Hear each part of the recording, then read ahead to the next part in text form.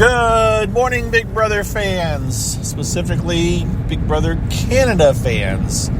I am back. It is Friday, March 5th. I'm going to talk a little bit about Big Brother Canada. Then I'm going to talk about getting the COVID-19 vaccine. So some of you may want to skip that last part, but I'm going to cover both because both are pertinent to me, I suppose. Okay. So Big Brother Canada, the house guests moved in last weekend. The first episode was Wednesday. The second episode was last night. The first eviction was last night. I'm trying to decide if I want to spoil who was evicted. And I don't think I will. Because, it's not that important right now. So for those of you that haven't had a chance to watch it yet, you can catch up. I'll offer a few thoughts on the show. Then I will talk about maybe how you can watch it if you haven't yet and are interested.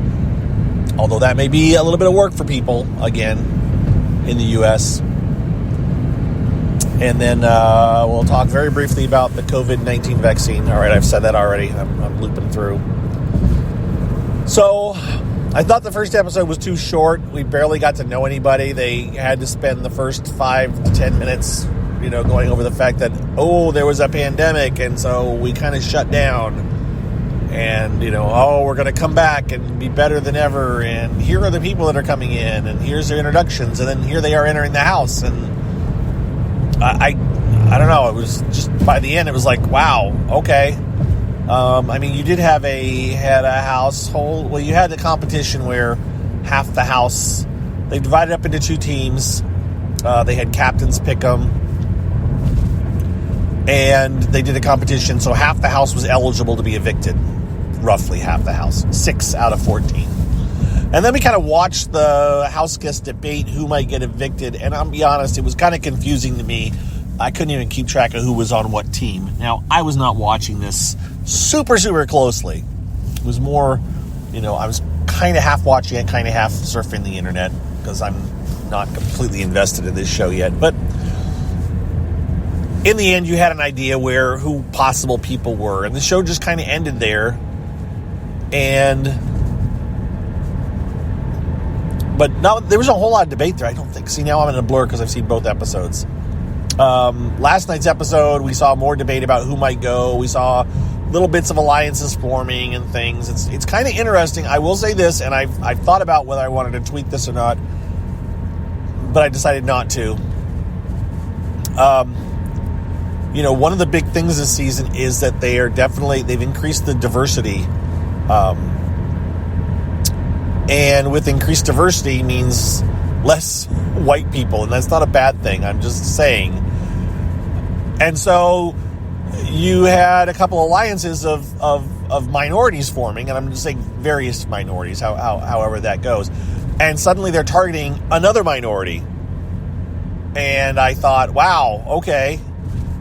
In Big Brother USA, one of the things that happened is that the people of color went out real quick, bang, bang, bang, and there was a problem. People had issues with that, felt it was a bit of targeting, based on race, and it's like, okay, well, in this case, a specific person of a specific minority is being targeted by a group from another minority, and I'm literally I'm dancing around it without saying who it is, just for those that haven't seen it, but it's very obvious when it happens. And I was like, wow, okay, how does this sit with people? Is this bad or not? They didn't say they were targeting this person because they were of a specific minority. However, they were. So, I don't know. It just kind of smacked me. I was like, ooh, that's kind of rough. That this person may end up going first out, and yet they were, and again, this was shown either early Thursday or late Wednesday. I think it was, I don't know, I don't remember which was. I haven't seen anybody talk about it online, and I haven't gone looking, but I found it interesting, just for the social dilemma it causes. I'm not saying they were doing it intentionally or anything. I'm just saying It was just the optics of it were a bit like, So all last night was mostly alliances forming, people talking. I don't know. It in the end, Alyssa talked with them, and then they proceeded to vote. And of course, the live vote in Big Brother Canada is much faster paced, much less drama. Although they are starting to do the dancing in the hallway thing, which just annoys me. But they did ask. They had these the safe house guests got to ask questions anonymously of the other house guests, and so some things came out. Some questions came out that normally I wouldn't have seen in a Big Brother US one for sure, like specific alliance questions and how did it feel forming this particular alliance? Like, wow, they're already talking about that. And of course, these guys have been in the house since last weekend, so a lot has gone on that we hadn't seen. And it's turned out a lot went on right before the show that we heard after last night's show when the feeds went live. I didn't watch the live feeds. I just read Twitter. So there's drama that we didn't know about, and we don't know if we're ever going to see because they're past that now. Someone's been evicted from the house, and we don't know if we're going to see the drama that led right up to showtime or not. If they can do it like CBS did and have a kind of a flashback, this is what we missed right before the show started. I don't know if they'll do that or not. So it's all right. They've kicked it off. We're going. I'm going to be a TV-only viewer, and the next show I think is Monday. So I probably will mute the timeline for BB Can 9 and kind of stop paying attention. As far as watching, okay, I'll try to tweet later today a person to follow that has been posting links to a downloadable file, okay? So you have to know how to download and play a file, and it's a big file. It's like 1.4 gigabytes. The first episode was like 1.3 gigabytes. The second was 1 gigabyte. There also should be a Daily Motion site showing up that will have the episodes, but it's kind of all hidden away. It's kind of quiet because if Big Brother Canada gets a hold of it, they shut everything down, and we're not trying to. It's a legal thing. I don't think they don't want us to watch as much as legally they could get in trouble with other people, and so they're trying to control it. But those of us that want to watch it, look, we can't. We just support we go to Wendy's in the U.S. I don't know. So watch my Twitter account for that. There's not many people that listen to this, so most of you know how to do this stuff or don't care. One of the two. What else? Someone did tweet at me last night about how can I watch the live feeds, and she didn't realize that you just have to turn on your VPN, which is something that more and more people know about now. You enable your VPN, you set your VPN to show that you're in Canada, and then you try going to the bigbrother.ca site, and I think the links to the live feeds are there. But again, I'm not watching the live feed, so I'm not particularly worried about it.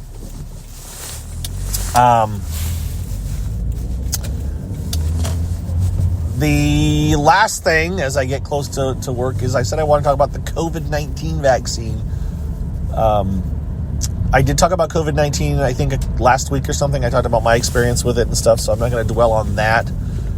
I am not a young spring chicken. I think I've established that with most of you.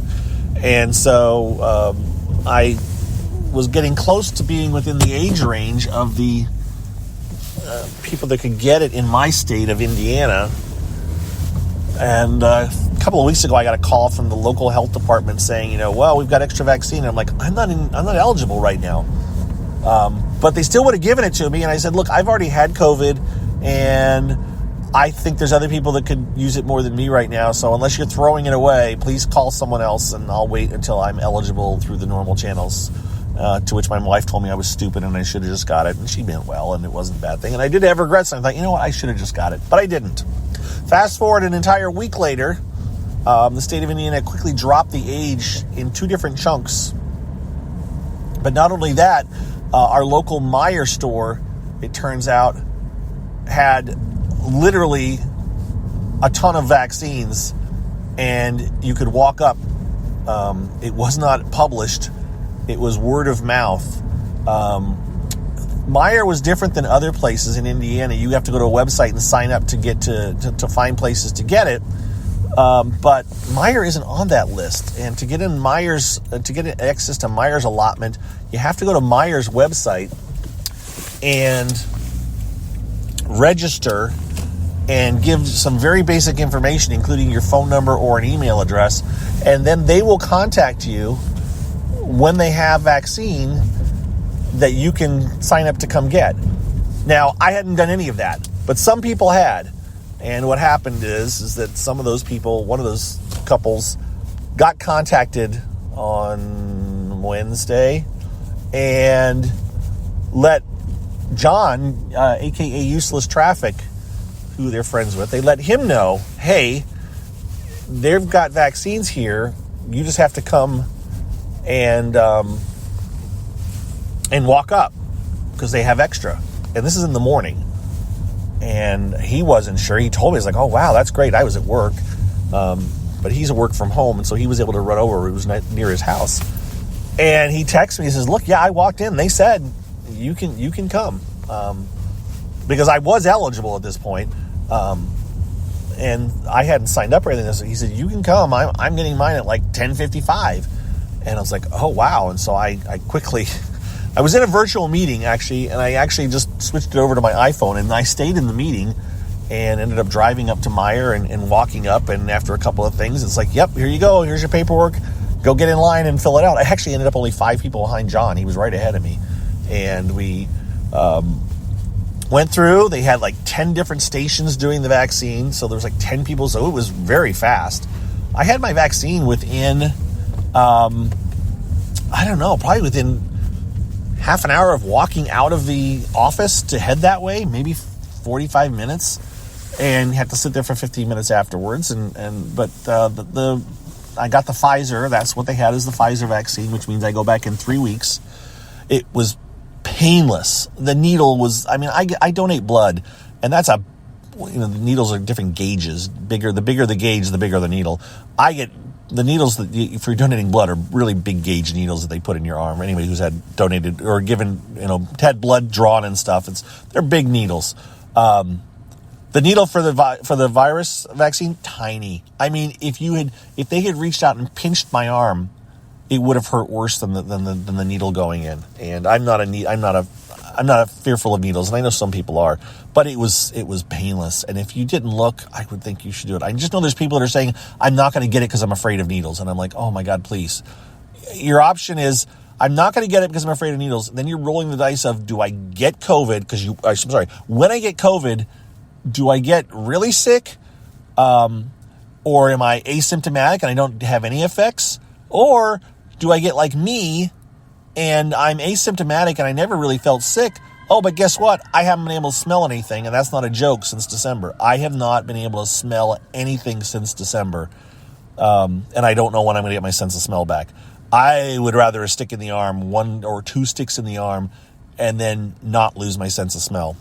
But I didn't have that option. I'm hoping my sense of smell comes back sometime soon. It's supposed to, hopefully, eventually, but it could be up to a year at least. I haven't looked it up lately. I should look and see what the experience has been for people now that it's been a few months since I noticed it was missing. All right. I'm sitting in my car at work. I just want to let you all know, yes, I got the first vaccine. I am getting the second vaccine. I would like to thank a lot of people in Indiana who are not getting the vaccine, and there's a lot of them, because that is what's making the numbers, the eligibility number age drop here.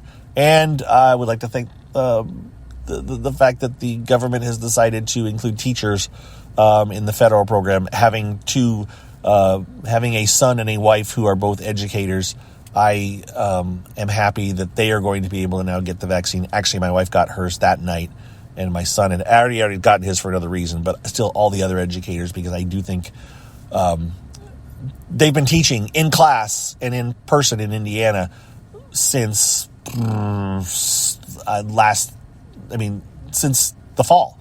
They never stayed completely home. Indiana has not been a work from home or teach from home thing. They've had in-class instructions, and it's been very stressful and and I'm not going to go any more into that. But the point is, I am glad that educators are now getting the vaccine if they want to, and that's good. So, that's it. I'm done talking. For those of you that are not happy about the vaccine and have all those issues, I'm sorry, but you're entitled to your opinion and all that, but I am definitely pro-vaccine, and I hope as many people that can get it do get it, so that we can get back to some sense of normalcy in the world. And with all of that, Paramount Plus also started. Whatever. I signed up for it. It's too late. They have a month trial. You use the current code is Mountain. If you sign up for Paramount Plus, you can get a free month if you use the word Mountain. But I think for most people that listen to me, you just rather wait until you can get whatever bonus code you can when actual Big Brother USA is on. So that was my suggestion, which is, at this point, just wait until Big Brother USA comes out and use whatever code they're offering then, which will maybe for a free month. Maybe it'll just be for free 2 weeks, but a free month now doesn't get you into Big Brother season, USA season. All right, guys, I'm out of here. Hope you have a good day. Hope you have a good weekend. I'm not sure when I'll talk to you next. Maybe sometime next week. But be well, everybody. And that's it. See ya. Bye.